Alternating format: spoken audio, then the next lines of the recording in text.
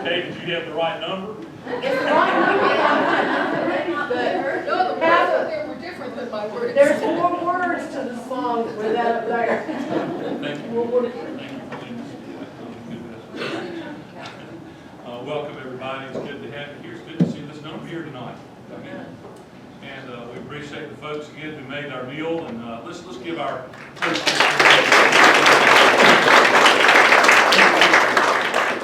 think most everybody's gotten back up here, haven't you? Okay. But we welcome you to this series of revivals and Bible services. I'm glad to have Reverend Steve Davis, Pastor Steve, to be with us this week as our revival speaker. And we really enjoyed what you've been sharing with us. We look forward to tonight with great anticipation. It's good to have several from Steve's church here tonight, glad that you all are here. And the only other announcement I have for our announcements is just come back and eat again with us tomorrow night, okay? Amen. One more night of revival services. And I trust revival's happening in your heart. I trust the Lord really speaking and helping us to draw closer to Him. But come back and be with us again tomorrow night. We've got our final night of revival. We are going to receive an offering tomorrow night. So we receive one Sunday night, we'll receive one tomorrow night, okay? All right. Let's pray. Father, I want to thank you so much for this evening, and thank you for allowing us to be together in this place. And Father, we dedicate this time, Father, to hearing you, worshiping you, loving you, Father, serving you through our worship, Father. And we thank you for Brother Steve, who's made the time to be with us here this week, and we pray that you continue to bless him and his ministry, sharing the word and pastoring the church. Thank you for his dear wife, too, Lord, who's such a partner with him in ministry, and we look forward to hearing what you're going to be speaking through the message tonight and through the message and song as Kim prepares to share with us a couple of songs, too. But Lord, we thank you for all that you want to do in our hearts. We come just as we are, as we heard last night. We come, yes, like Brother Steve said last night, we're all a mess. We're all broke. But we know you're the one who can bring healing. That you can fix the things, Father, that need fixing in our lives so that we might conform to your image more and more to the image of Jesus, our Lord and our Savior. It's in his precious name we lift up this time. We praise you and we thank you. Amen. You can be well seated. No. Remain standing if you can. We're going to sing, and I hope the number's right, 458, Nearer My God to Thee. Words are, is it?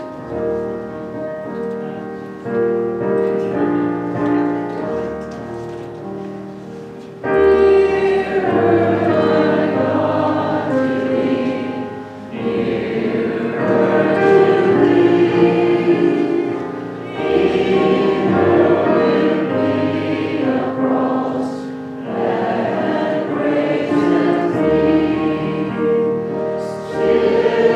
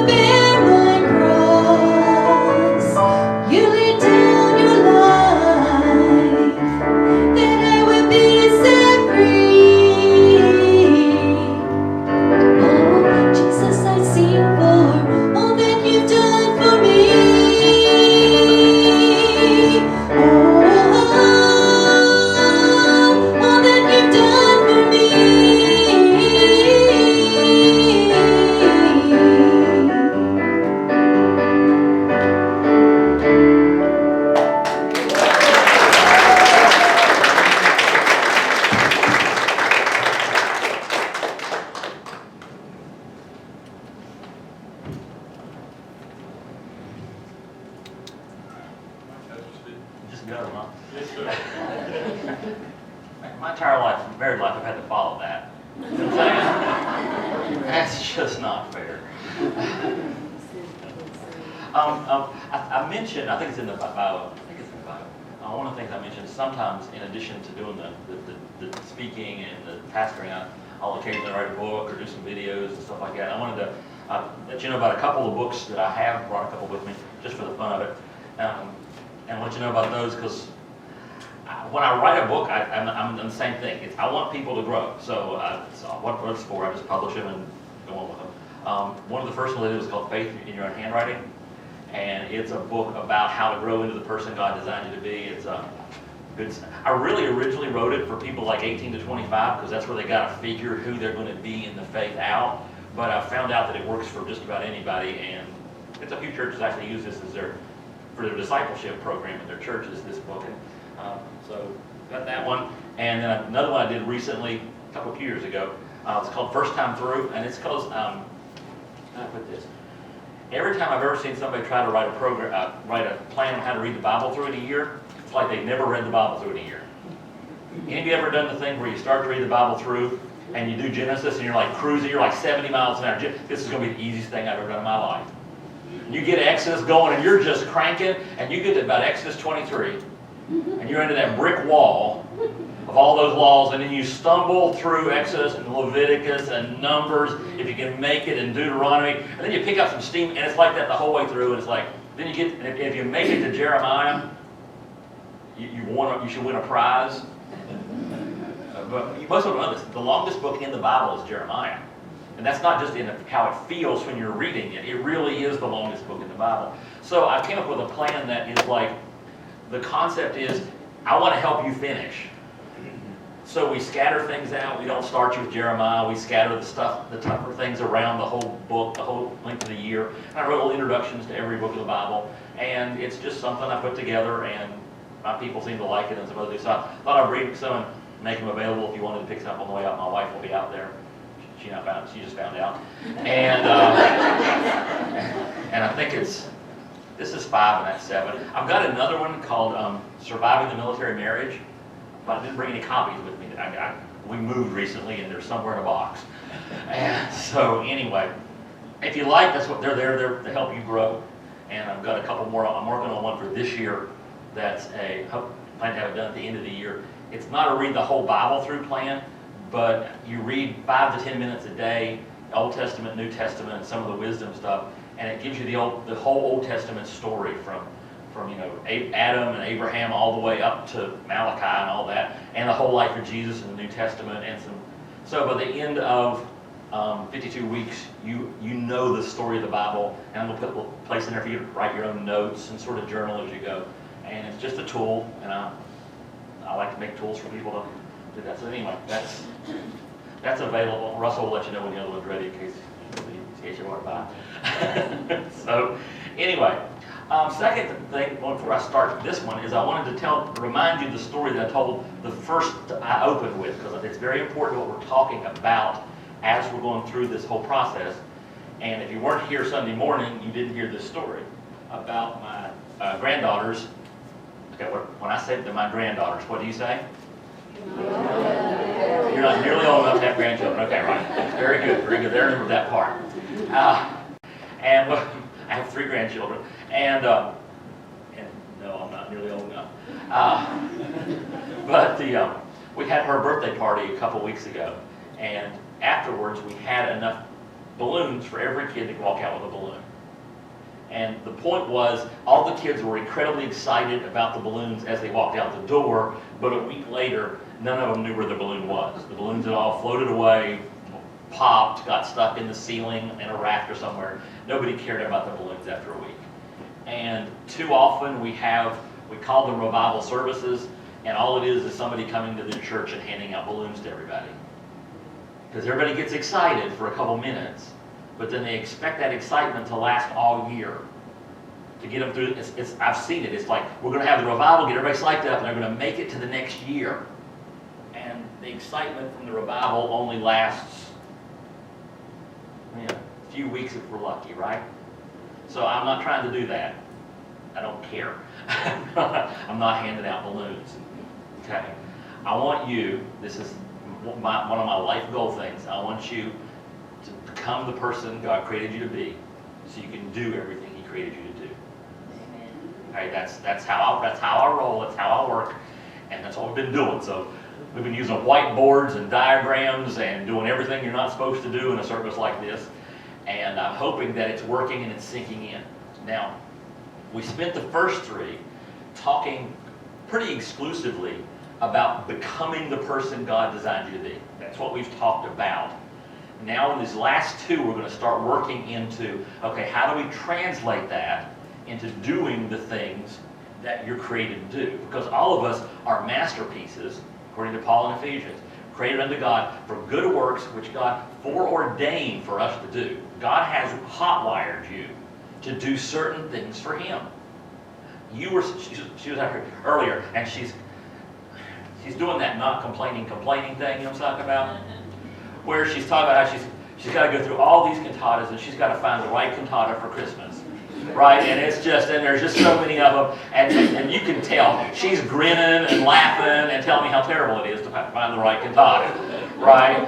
And she's excited about it, and I'm going, you know, if they send me to hell, they could have me pick out Christmas cantatas for the rest of my eternity. And I have trouble thinking of much worse than doing that. But she's living into how God designed her to be, her purpose in life. And you can see it when somebody hits it. But so many of us Christians are going through mundane, routine, frustration.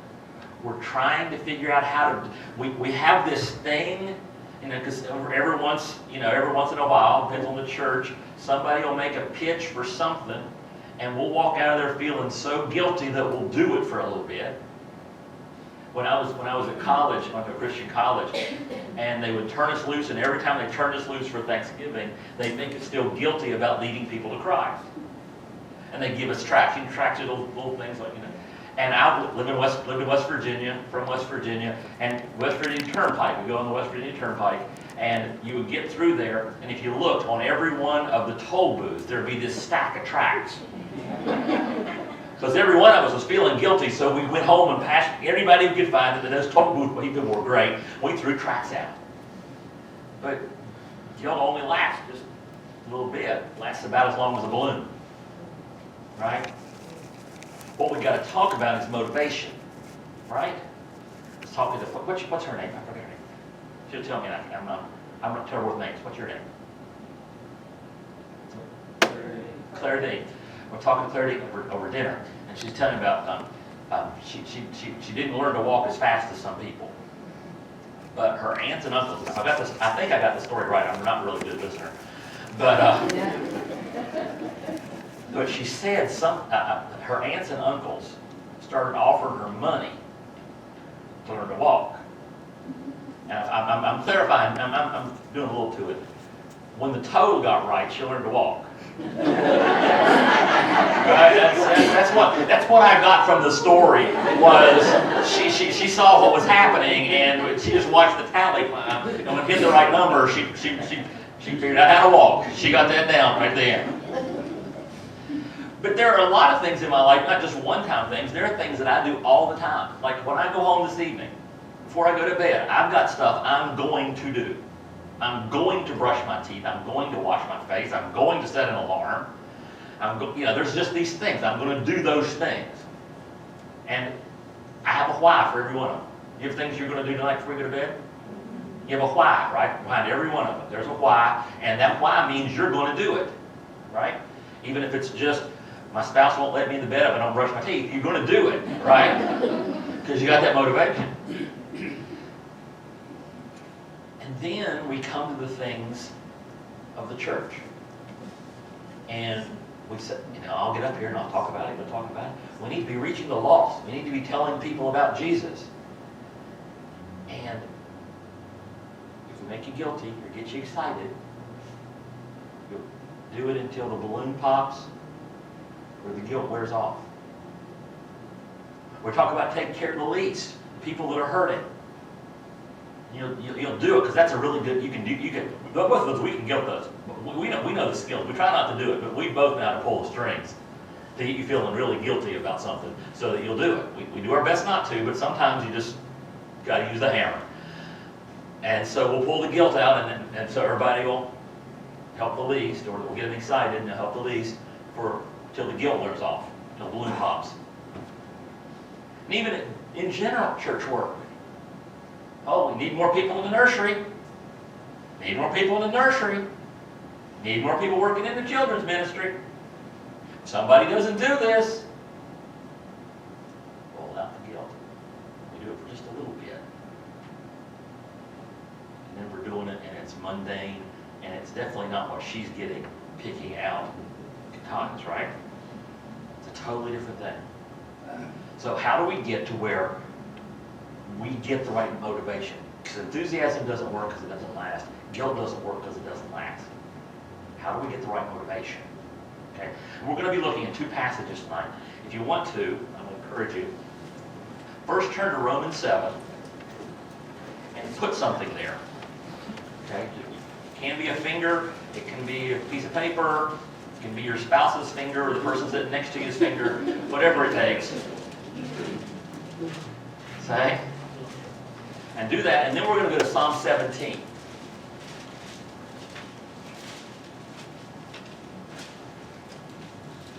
All over the Bible. Yeah, just move it just a little bit. I'm going to write I'm just barely going to use the board, but you can move it because I'm going to write my points on it. Yeah, just about here though. I don't need to. I'm sorry, you will not get to see any of my drawing skills tonight.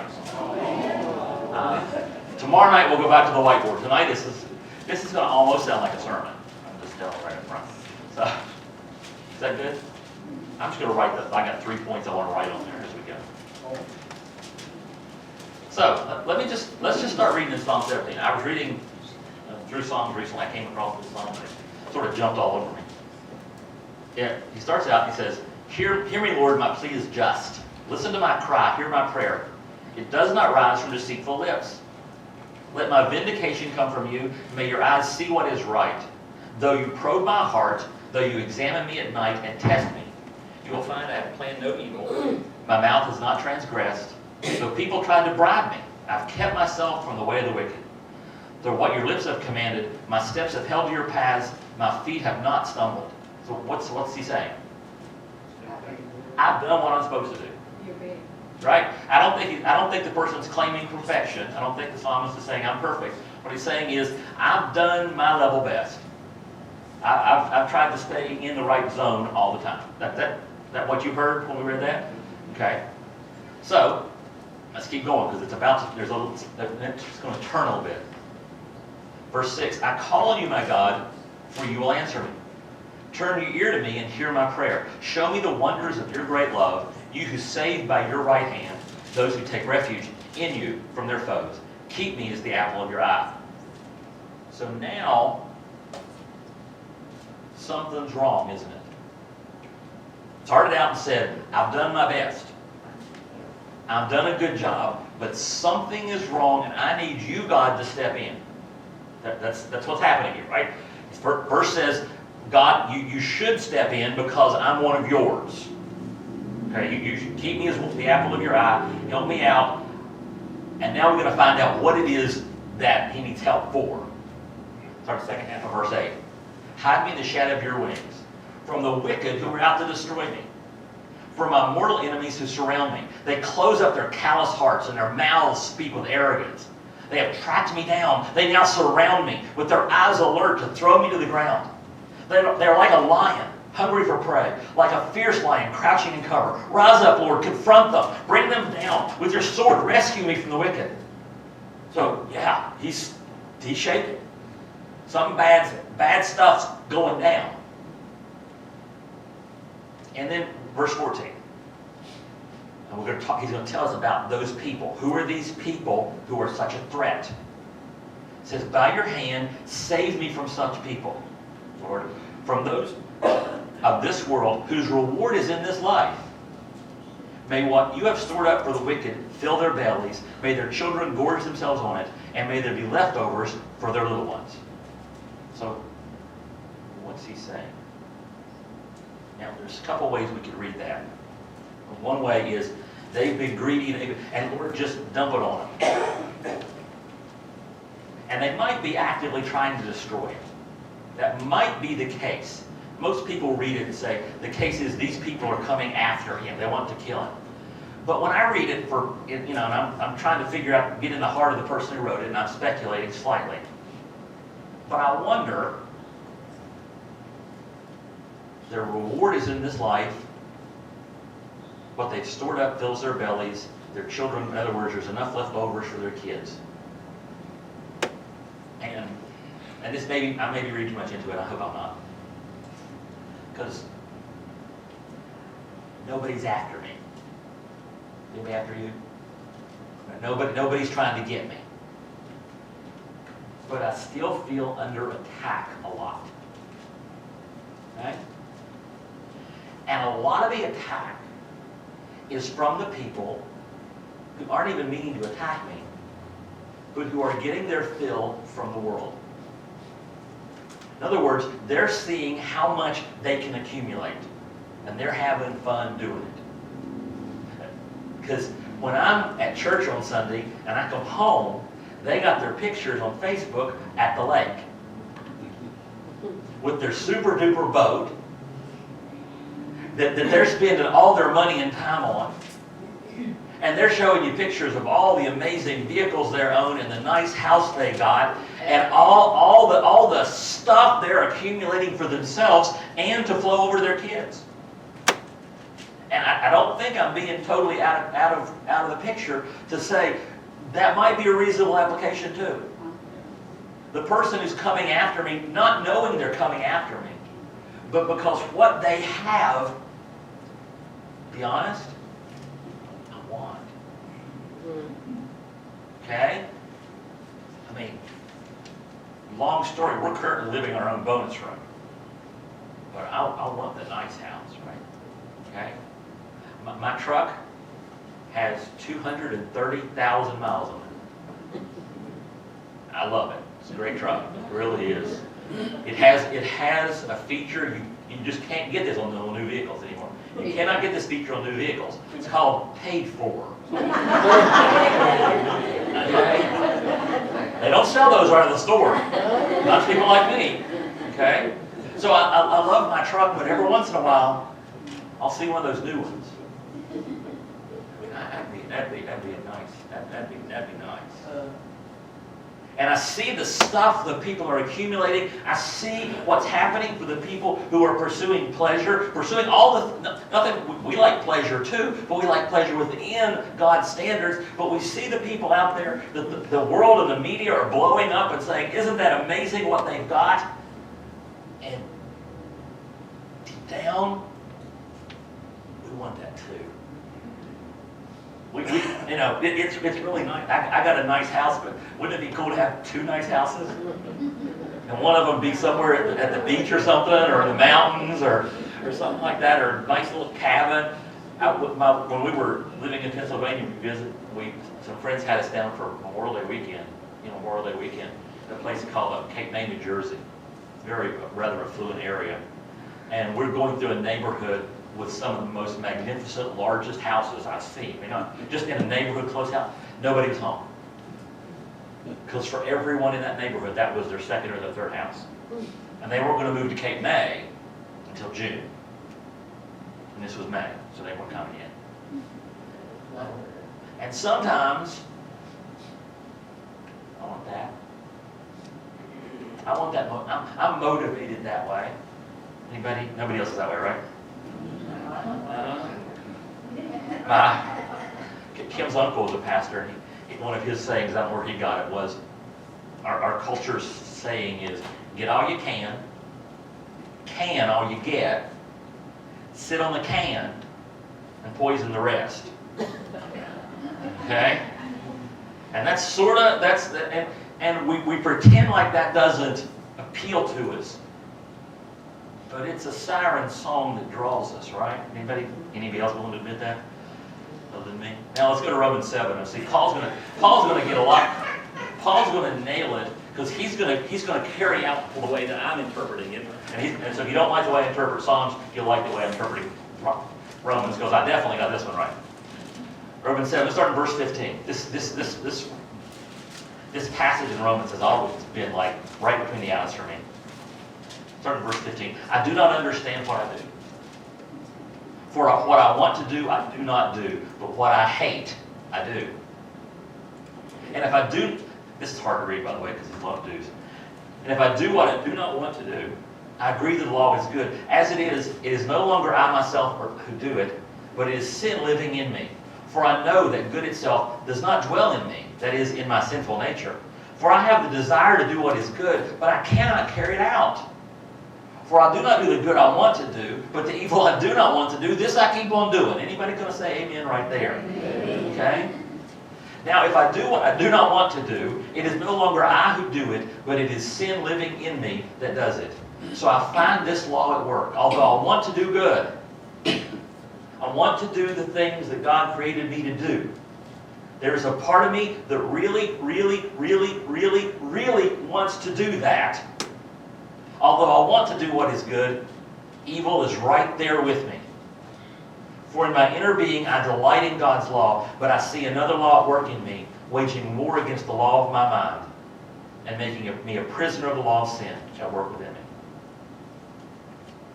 Oh, we have a part of us that really wants to do what God has called us to do. We want it to live into God's purposes for our lives, and there's another part that's constantly pulling us. And so we're torn, we're pulled. And so what happens to our motivation? Well, we would like to go do that, but I'd also like to do that. I'd like to go be helping the least, but I'd really also like to be, staying home and doing nothing or whatever, right? I'd like to be giving to help, but if I give, I can't buy a boat. And so we're in that torn place. And all of us, because we have a fallen nature, we also have the image of God in us. And so the image of God means I'm pulled to do what's right, and I'm pulled. Can I help you out something? I'm just going to explain something to you. You notice how celebrities, once they get really rich and famous, want to start doing good stuff? They may not just define good stuff the same way we do, but for the most part, a lot of them are trying to do really actual good things. You know why? They're made in the image of God. And that is a draw even to them to do things that are God-like. God is love, and God is mercy, and God is caring, and God is... So they're looking for all the... Somebody, Bill Gates gets $1 billion, and what's he want to do now? Give it away. Why? It didn't just satisfy. It didn't satisfy him. Because he's made in the image of God. He wasn't made to accumulate stuff. So we got one who are accumulating all the stuff, and they're miserable because they got it all accumulated. And we've got us, on the other hand, I'm assuming everybody, if you're not in this category, if you're actually in the I got more stuff than I know what to do with category, talk to me after. I want to take you out for some coffee and have a conversation. Okay? But I'm just going to go with the rest of us here aren't in the we have 3 houses and one of them's in Cape May. I'm going to go with that. And if that's not you, like I said, let me know and we'll have coffee. You're buying. Okay. They're drawn to what we have, and we're drawn to what they have. Okay? So, how do we pull this off? Well, Paul gives it to us, and we'll get back in Psalms, the exact same thing.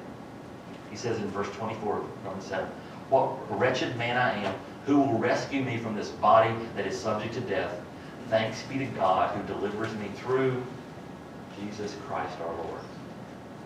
If we go back to Psalm 17, if you skip your finger there, if not, I apologize. You just have to listen to me read it. Psalm 17, he spent the whole time saying, I've done well, I've done my best, people are attacking me, there is a chance of defeat in my life. But in verse 15 he says, the last verse says, "As for me, I will be vindicated and will see your face." When I awake, I will be satisfied with seeing your likeness. When I get done with this race, when I get done with this life, I'm going to keep doing good stuff, and bad stuff's going to keep on happening, but I'm going to keep on doing the good stuff, and my motivation is because I'm going to see His face. See, Bill Gates can't touch that one. That house can't touch that one. None of that stuff can touch that one. But the problem is, we know that. And we're still not motivated to do the right stuff. So what are we missing? Because I could go balloon here, couldn't I? I could pass out balloons at this point and just spend the next 15 minutes talking about how wonderful it's going to be to get to heaven and see Jesus' face, and you guys could all rush out of here with your balloons.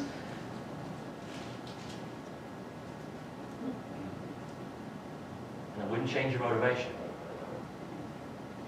Because all I've done is take something concrete and turn it into something that's just excitement.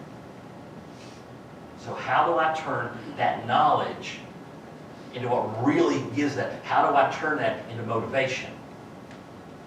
How do I turn it into something so that I am actually doing the right things? Not only am I becoming the right person, I am doing the right things. And I want to give you a few things out of this. So that doing the right things, doing what I'm created to do, becomes just as natural as brushing my teeth before I go to bed. I'm going to work every day to get a paycheck.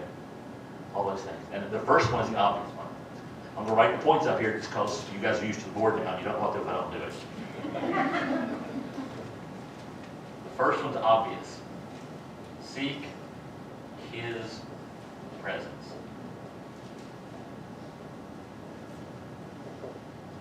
And it's crucial that we do that and keep doing that. What's the place called? Oh, Joe's Crab Shack. I love Joe's Crab Shack. Anybody like Joe's Crab Shack? I like me some Joe's Crab Shack. Okay, I just stopped liking that one person over there who's making those faces. But, so we're at Joe's. It's like Father's Day or my birthday or something. We frequently end up at Joe's Crab Shack on either Father's Day or my birthday, or any other time I can talk him into thinking it's a good time to go to Joe's Crab Shack. Either she's going to order a hamburger or we're going to Joe's Crab Shack. Okay? And we're there, and I've got all three of my daughters. I think and Sierra's the middle one. I think was she married yet? I think she just got married, or she was there with us. Anyway, she's there. So, and we always get, because you try to save money even in an expensive place, because I don't have the house. Okay, man. And we get those, if you know, they got those big old steamer pots, are like this big, and they're just full of like a lobster or two and a bunch of crab legs and shrimp and just all kinds of stuff. And can we just go right now? Would that be all right? Can we just stop? And we're sitting there, and Sierra is dead set against lobster because she doesn't like food that looks like animal. She likes it processed. Chicken nuggets, that's where we want to go here. Okay, something that doesn't look like it ever walked. And a lobster looks like it could crawl out of there at any time, right? And so she doesn't want to touch that. It's gross, no, yuck. Well, the oldest sister, Nikki, reaches down, and she's been protesting the whole time, and cracks open a claw and grabs a chunk of and dips it in butter and makes Sierra sit there, and she puts that lobster in Sierra's mouth. And Sierra's going.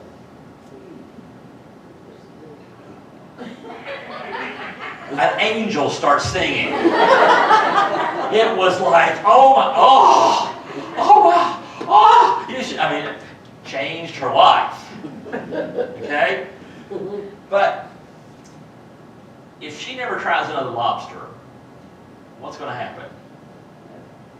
She's going to forget what that tasted like. She's going to be just, oh yeah, I think those were good. But if it's been long enough, you forget what it's like. And so if she's not happy, like the next day, if I'd have walked up to her and said, Sierra, want to get some lobster?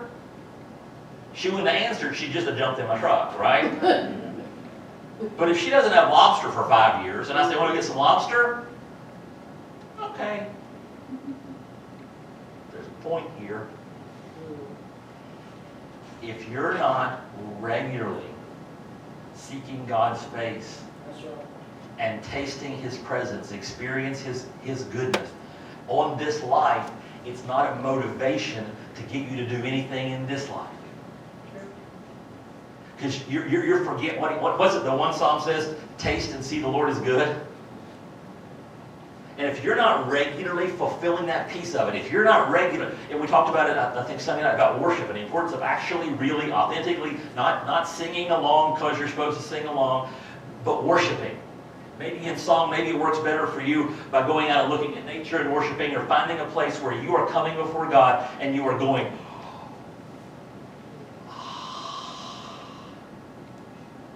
it's going to be hard to be motivated to do the right things because I have to get myself, and I'm a doer. I think I told you that. I get things done. And get things done people are not that great at, right? We're too busy getting things done. Okay, I want to give you an unhappy test for yourself. When I read that verse that said, I can go through all this stuff and I can overcome everything because eventually I will see His face. If that meant nothing to you, it means you haven't tasted lobster recently enough. Okay? If that's no longer motivating you, it means you've not spent time with Him. One of the things I found out a few years ago, it was a really cool revelation for me, was about the whole thing of, well, what if it's not true? What if we, or matter of fact, you have some Christian songs now, not now, for years and years.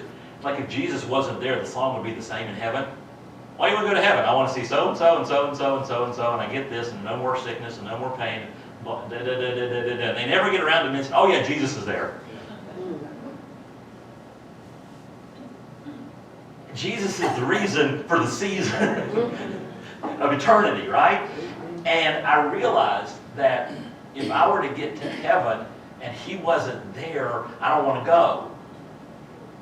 Because I've been getting little niblets of lobster my whole life. Just a little taste here and there. I want the full meal. I am not going to be happy with anything less than the full meal of being in the presence of Jesus Christ. Because I've had too many samples, okay, to not want that. So that's the first one. That's the first step toward having the right motivation, is staying in connection with God.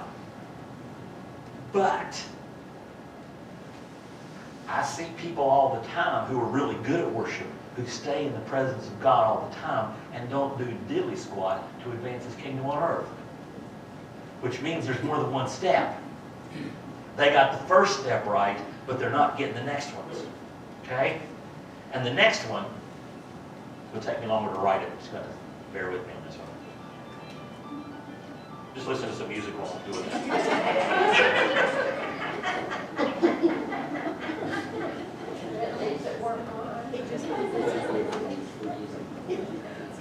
Talk among yourselves. That's an and.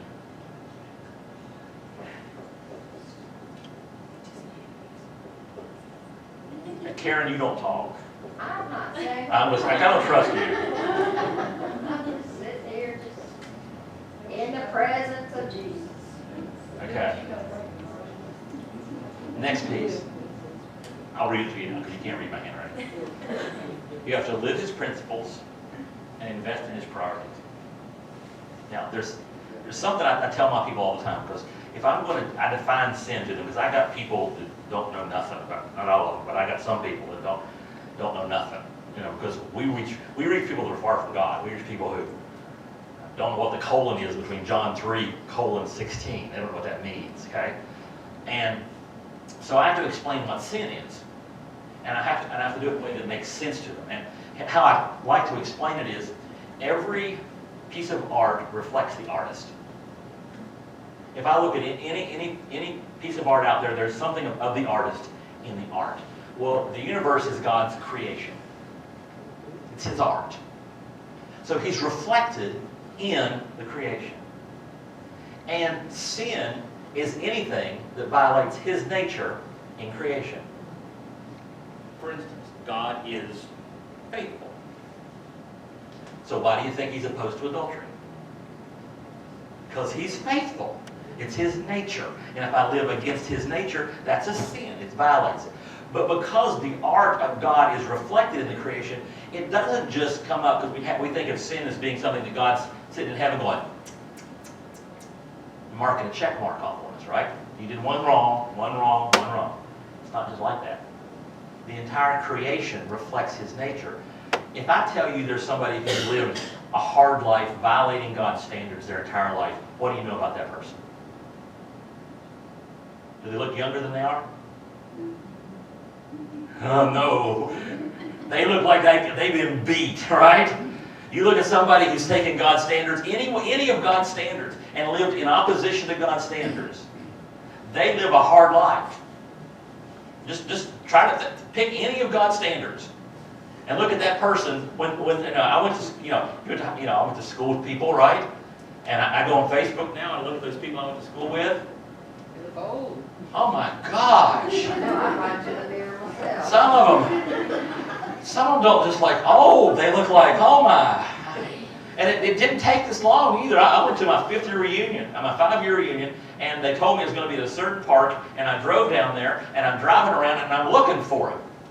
And I can't find them. And I realized there's this one group of old fat people, and it's them.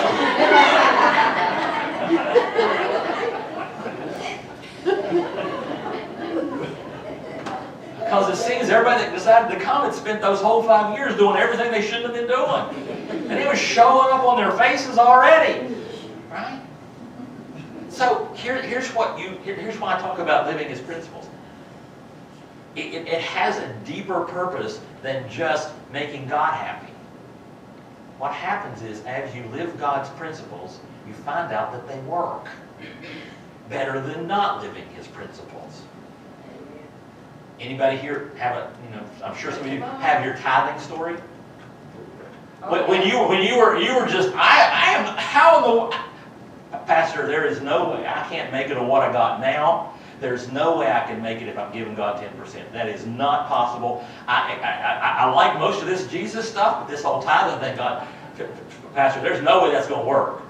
And then they get all stubborn and they start. And what happens? The dishwasher breaks is what happens first. Right? Because God's got to get, without faith, you got to have some faith. And then, a year later, what are the stories?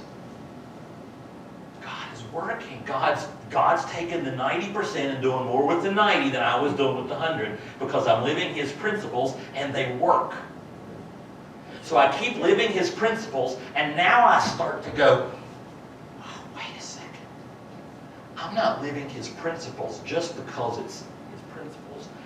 I'm definitely not living them just because it's a bunch of rules and regulations. I'm not even just living them because I know it makes him upset if I don't. I'm living his principles because they work better.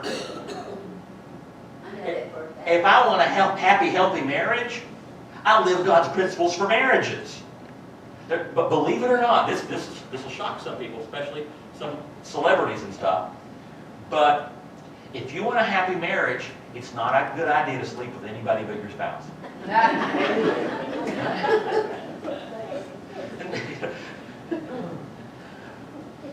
But you go through all of God's principles. You live a life where you're faithful, where you're honest, where you're trustworthy, where you love other people, and doggone it if it just doesn't go better. And so you live his principles. And then you start moving to investing in his priorities. Because remember we talked about the do and don't Christians that first morning? Because some of you were do Christians and some were don't Christians. To explain it in case you missed it, a do Christian is someone who loves God's do commands, and a don't Christian is somebody who loves God's don't commands. Okay? I mean, if it says don't do that, you're going to don't do that. Every don't command you got, but you're not as happy about the do because it says do love your neighbor as yourself, but you're not sure Jesus ever met your neighbor. Right? Oh gosh, they're neighbors. So, no, we're not going there. Meanwhile, back to the ranch. Here's what can happen if you do it right. Because you're living His principles and you're recognizing, when I live God's standards, life goes better. And so I start doing my don't commands. Life goes better if I don't commit adultery. I spend less time in jail if I don't steal. Right? You just find His principles work, and you get all the don't commands, and then you get the bravery up to start testing out the do commands. Oh my gosh, I wonder if life works better if I do choose to love my neighbor as myself. And because you've got your confidence up from here, you go, well, it doesn't seem like it should work, right? Does it? Because the pull that's on me is the pull to be selfish, the pull to be greedy, the pull to say, well, they got themselves into that. Let them get themselves out. It's their fault. And Jesus has always walked around healing people that did stupid things. And rescuing a guy named Peter who just seemed to have the market cornered on doing dumb things. And Jesus was, remember, you got to remember once in a while, Jesus is the person who every religious person in Jerusalem hated. And every scum in Jerusalem loved. If you find the people who were drawn to Jesus, they're the people, when they come in our church, we go, oh gosh, if we're not careful. But you know, living His principles works on the don't commands. I bet it can work on the do commands. And then another thing starts kicking in. When we start actually doing, investing our time, investing our life, because we believe God is going to honor that.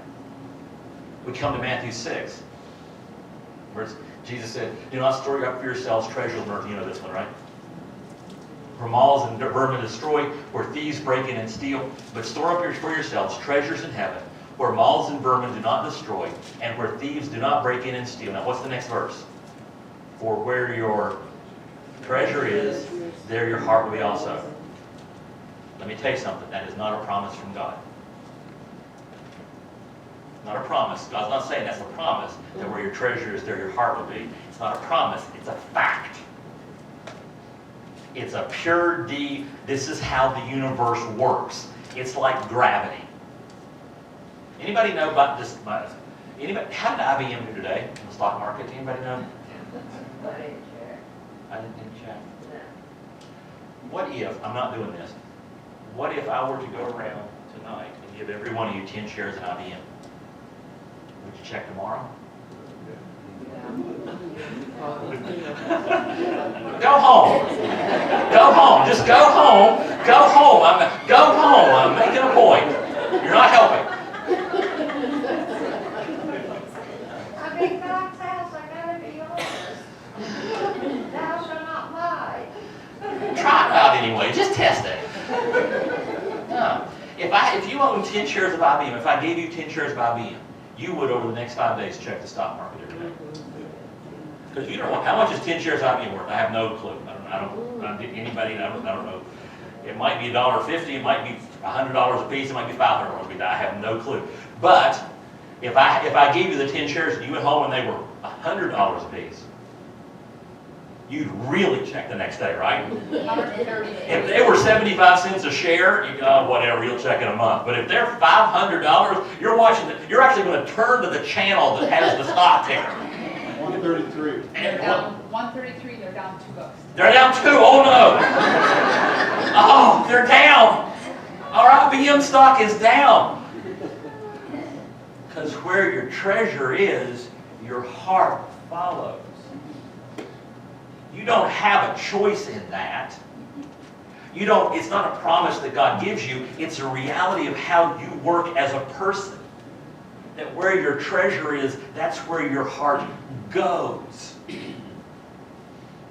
Wait. Let's do some math. So, living His principles. I'm investing in His priorities. Instead of being selfish, I'm now being generous with those who need it. When I have power, why does God give us power? God always gives us power to take care of people who don't have it. And if I'm investing my power in the people who are powerless, where is my heart going to end up? With the people who are powerless. You'll check the poor person's stock market if you're actually investing in it. Can I be really honest with you? A lot of the reasons, the biggest reason a lot of us don't care about the poor is we've never invested in that market. We have no money in that market, so our heart's not there. Our church has a huge percentage of its heart is in Phnom Penh, Cambodia. Why? Because we found a ministry in Phnom Penh, Cambodia. Long story, I'll tell you how we found it, but we send teams every other year to Phnom Penh, Cambodia, to a little ministry there that helps kids who are at risk of being sex trafficked. We send teams and we send money like crazy, and I've been there, we've had a lot of people be there, and our heart, a chunk of our heart, is in Phnom Penh, Cambodia, more than it is anywhere else in the world. Why? Because where your treasure is, there your heart is. And we have invested there, so therefore our heart is there. And if your heart is not in, it's going to be harsh, your heart is not in the things of God, in His priorities, the problem isn't God, the problem is where you've been putting your treasure. Because as you put your treasure there, your heart has no choice but to follow. You want to know where IBM is tomorrow, because that's where your heart's at. Okay? And now we're ready for the last piece.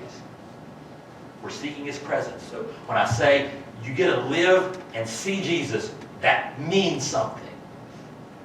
And you're living His principles so you see that they work, and you're investing in His priorities so you see that, wow, now I'm invested.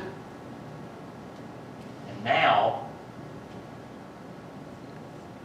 I pursue, I misspelled pursue, His purposes for me.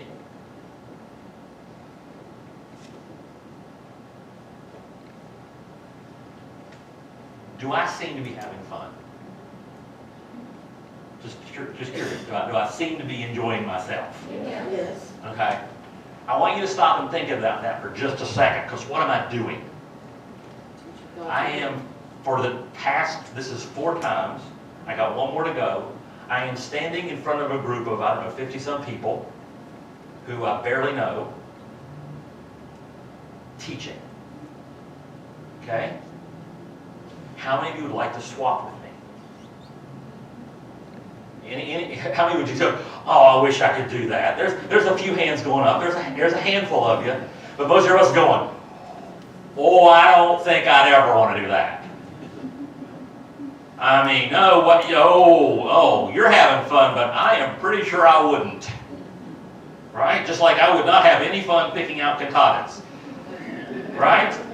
Don't do things around me. They turn into illustrations. My church knows that. Okay? What do you think one of my major purposes in life is that God wired into me? Teach.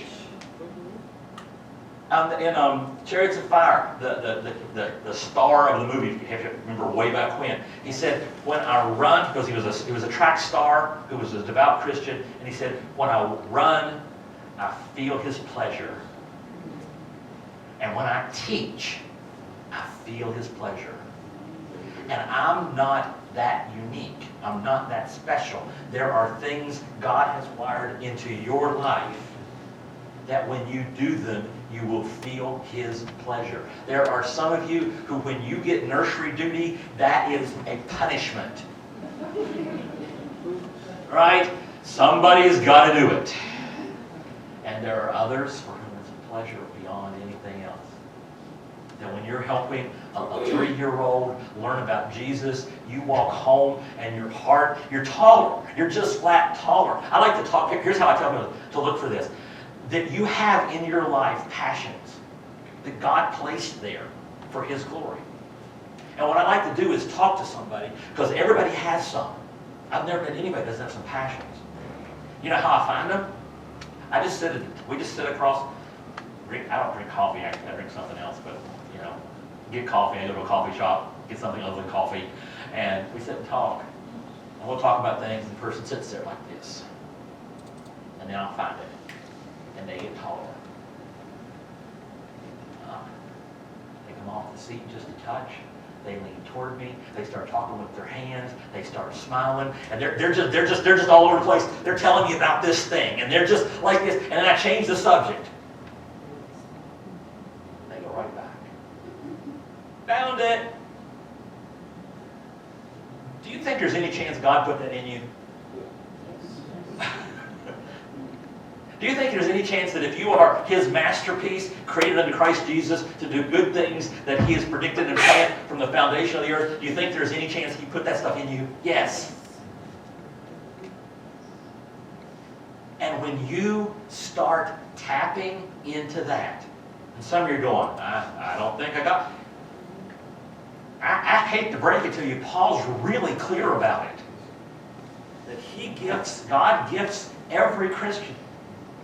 And some of us have gifts that involve standing in front of people and doing things, and some of us have gifts that if we ever were in front of people, it would kill us. We got people in our church who love to be in front teaching the kids, and we got people in the church who just love being in the back counting how many people were there. And they walk out from counting and from greeting or from whatever their ministry is, and they're taller. And when you get to that point, I don't have to work real hard to motivate you. I'm looking at the guy who's a teacher right here. And you know, if I tried to motivate him to teach, you know, would you like to teach? He knocked me over to get up here to do that because that's his heart, that's his passion, that's how God wired him. And we all look and we find it. And let's wrap it back around. What if it's not my passion? What if it's guilt? Now, I know none of the people here have this problem, but I've heard of a planet. It's a country. It's a country, I think it's in Europe somewhere. And in that country, the wives will come up with lists of things they want their husbands to do. Yeah, I know, that's just weird. That's just weird. I know, you gotta, I'm gonna let you adjust to the concept a second. Okay? And the wife will have this list, and I think in their original language it's called a honeydew list. And the honeydew list, and the wife creates this list out of the abundance of love that she has for her husband. Okay? And then she'll create this wonderful list, and she will present it to him, and then she will occasionally, like every day, sometimes 2-3 times a day, remind him of things that are on this wonderful list that she has created for him. And what I've heard about this country is sometimes the woman will remind the man about this list over and over and over and over.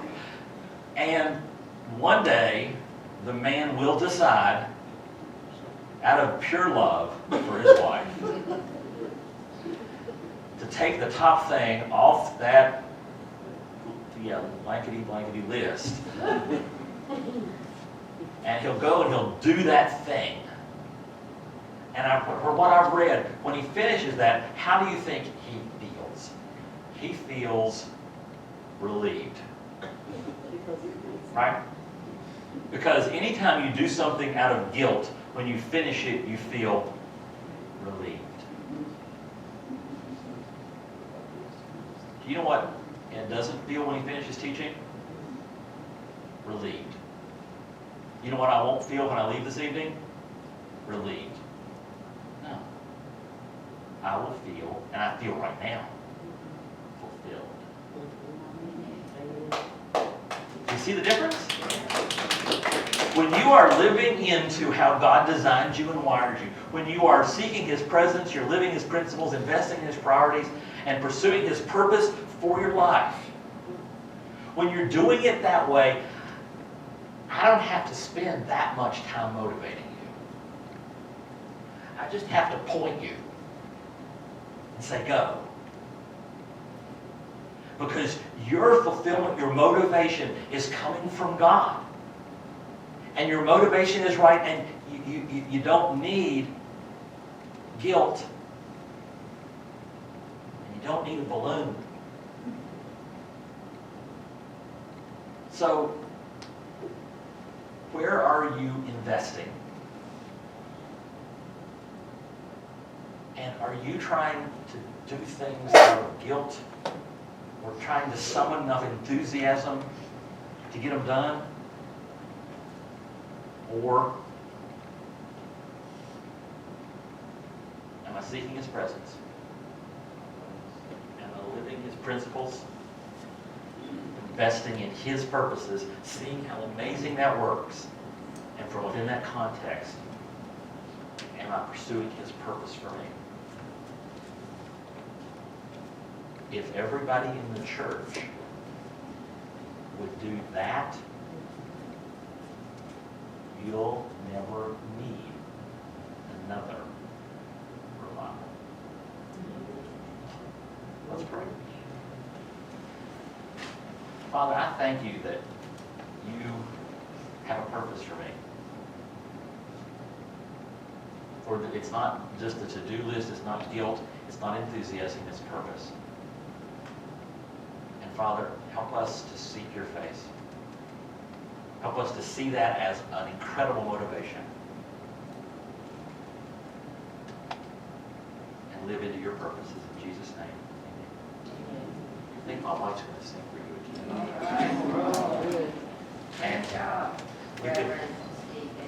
And you can respond as you like to that.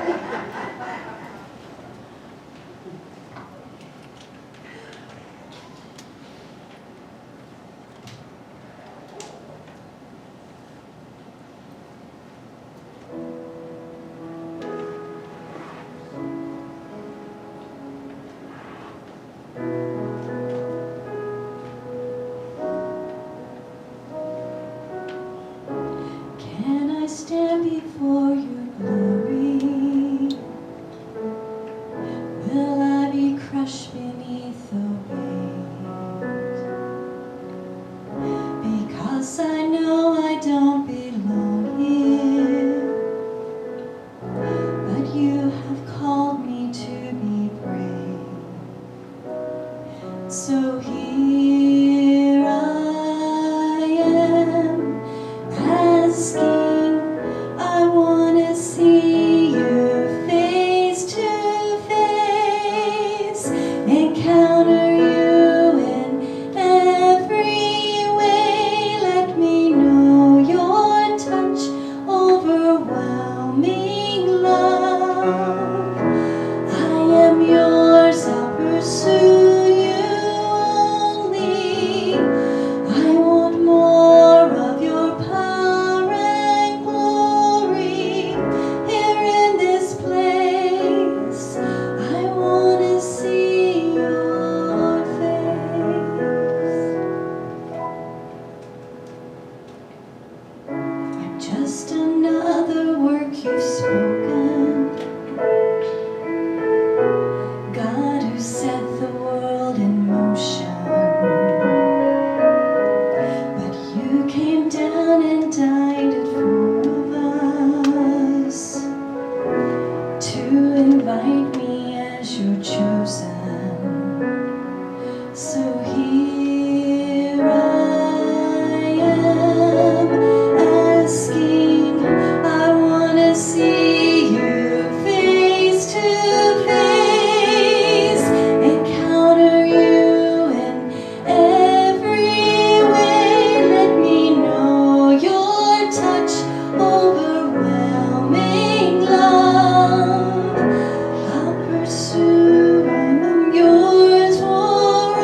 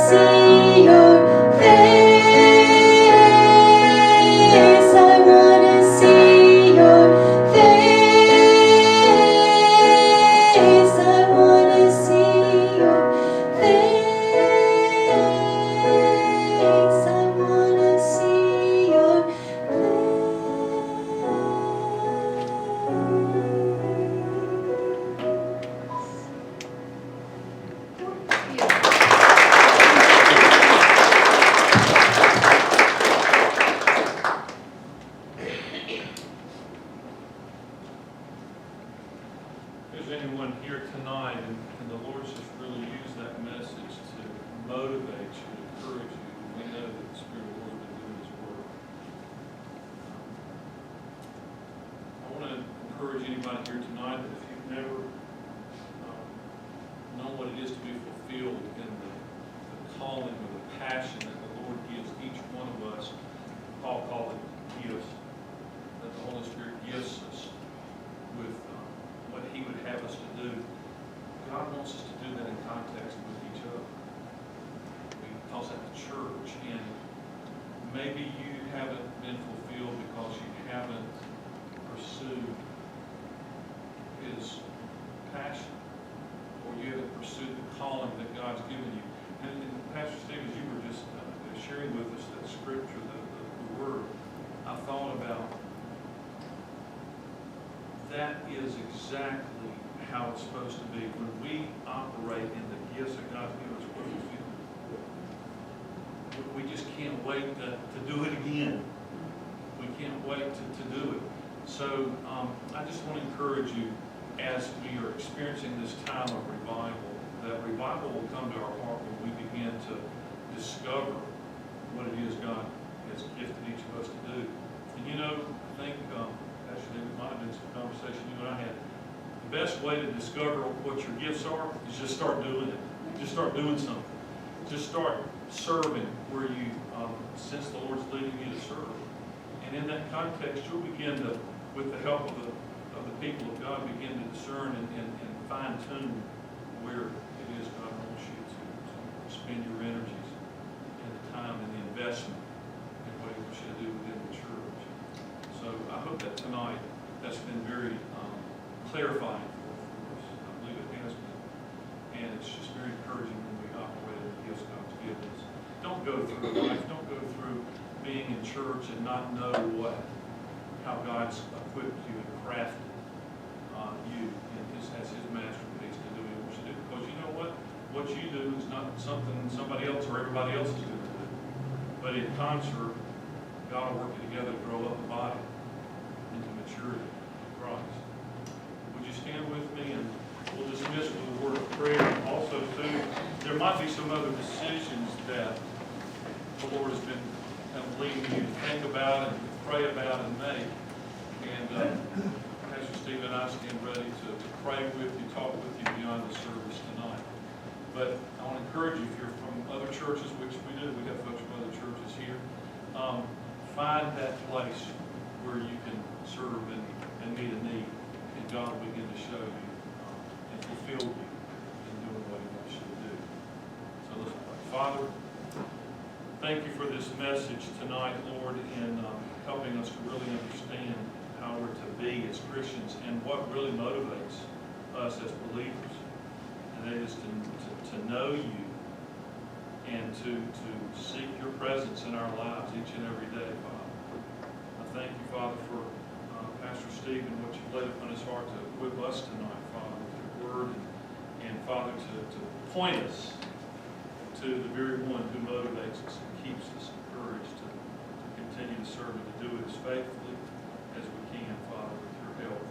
Father, I pray that you bless each one of us, Father, to do that very thing you've called us to do. And Father, it might be even that you just gifted some folks to just get on their knees and pray for the church, to pray. You've gifted folks to do just that, Father, to be warriors, prayer warriors. And that, Lord, you called us all to do something and help us to find what that is and to work with our church leadership in discovering what those gifts are, Lord, so that we may serve you faithfully and endure to the very end, Father, giving you praise and glory and service. Thank you for this evening. And Father, bring us back again tomorrow night, I pray, as we continue to serve you, Father, and love you. Thank you for loving us. Thank you for Christ and what He's done on the cross for us. And Father, bring us back together again, we pray. In Jesus' name, amen. Good to be with you tonight. God bless you.